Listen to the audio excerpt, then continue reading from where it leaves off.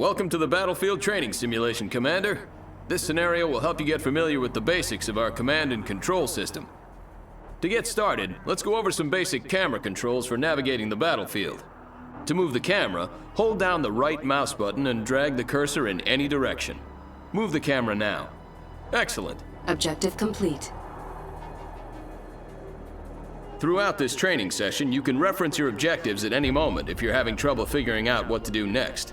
To access your objectives, click the flashing button in the top right of the screen. Next, we'll work on commanding units. We've granted you 2 squads of zone troopers.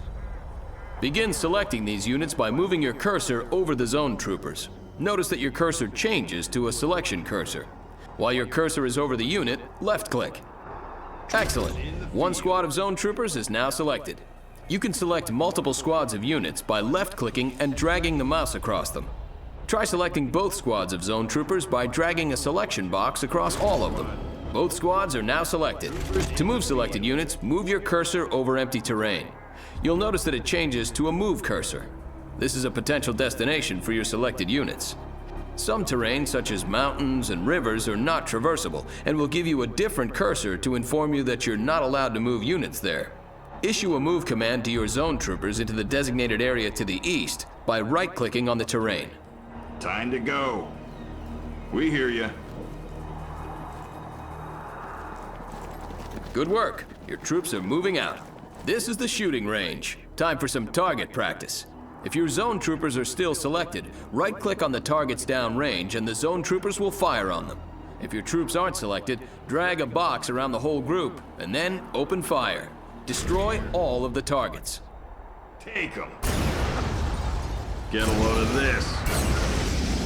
Shut this. All targets are destroyed. Excellent work, Commander. Notice that one of your zone trooper squads has a special symbol hovering above it when it is selected. This squad is now a veteran squad. There are 3 levels of veterancy. As squads rank up, they deal more damage and become less vulnerable to enemy attacks. Let's get over there. Now move your zone troopers over to this damaged building. Order your men to destroy the structure. Here. I'll check it out. Have at it.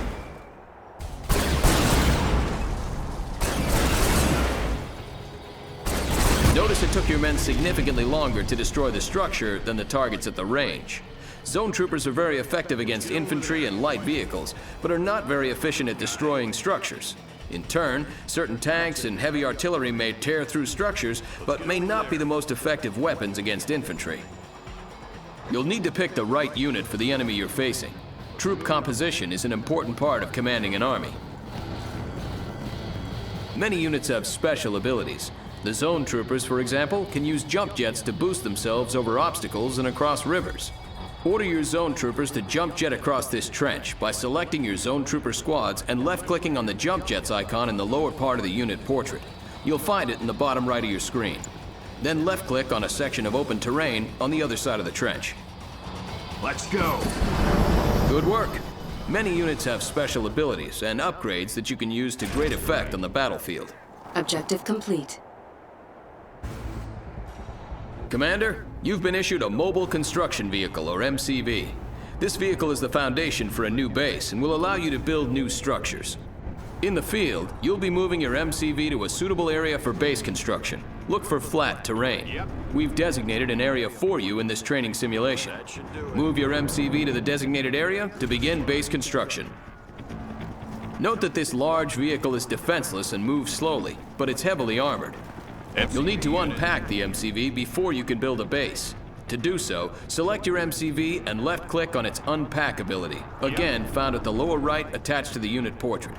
This will convert your MCV into a stationary structure called a construction yard. Good work. By unpacking your MCV, you've established ground control and can now place additional structures in the vicinity of your construction yard. Additional structures will extend your ground control, allowing you to expand your base to cover more ground. Your base will need power to function. Begin the construction of a power plant by left-clicking on the power plant icon in the build menu. Good. Notice how your remaining credits decrease while the power plant is building. Each structure has a cost and build time associated with it. To find out how much a building costs and how long it'll take to build, move your mouse cursor over the building's icon in the build menu. The building is now ready. Note that the power plant button is highlighted. indicating that it's ready to be placed in the world. Left-click the power plant build button and move your cursor onto the terrain. The cursor will switch to a power plant icon and may be placed within the construction yard's build radius. Left-click to place the structure. If the power plant icon turns red, you're either trying to build the power plant outside of your construction yard's ground control radius, or you're trying to build it on impassable terrain. Good. Now your base has power. Notice the power meter on the right side of your screen. Each structure you build needs power to work properly. If your base runs low on power, some buildings will stop working and others will work inefficiently. Buildings that stop working turn black. Now it's time to build a refinery so you can harvest Tiberium. Tiberium is an extremely valuable resource that can be refined and used to fund your operations. Build a refinery by clicking on the refinery icon. When it's ready, place your refinery in the same way you did your power plant.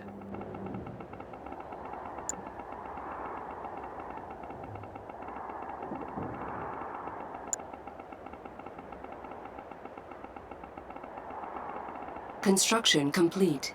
Cannot deploy here. New construction options. Excellent. Note that the harvester unit automatically begins to seek out and collect Tiberium. Once the harvester has reached capacity, it'll return and unload its Tiberium for processing.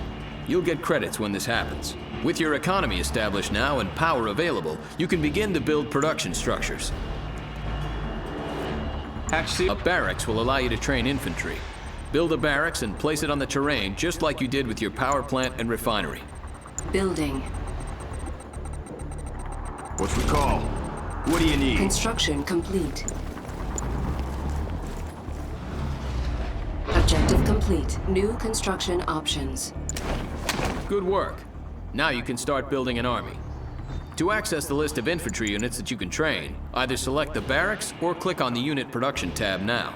You always have the option to click directly on the structure, or simply use the tabs on the interface in the upper right. Click on the Rifleman Squad icon to train a squad of GDI riflemen. Click on the unit multiple times and you'll train multiple squads. Train 3 squads of riflemen. Squad ready. You can pause production of a unit or structure by right-clicking on its icon while it's being built. If you left-click on a paused unit or structure, production will resume. If you right-click on a paused unit or structure, production will be canceled, and any credits spent will be refunded. Good work, Commander. You've managed to build a base and train a small force of infantry. Now you'll fight a mock battle against another commander. He will command the red team, and you will command the blue team. Objective complete. Over easy. Trooper squad. The red team may attack at any moment. Before they do, garrison your riflemen inside this abandoned building. To garrison the building, select your squads and right-click on the abandoned building to send them in. Your units are now taking advantage of cover inside the building. While garrisoned, your troops can still fire out, but are protected from enemy fire. Note that if the structure becomes severely damaged, your troops will be ejected. Squad ready. Here comes the red team. Ready. Enemy unit sighted. Sandbag. Rifle squad ready. Unit under attack. You've successfully defeated the red team strike force. To clear the garrison building, select the building and click on the Evacuate All button. Objective complete. Squad ready. Now it's time to build some more forces. When you feel you're ready, move your forces out into the field, find the red team's base, and destroy it. I'll check it out. Troopers in the field. That's right. What's the call? What do you need? What's the call? Unit under attack. Stay together now! You've discovered the red team's base. Target their structures and take them down. We got this one. Keep them coming.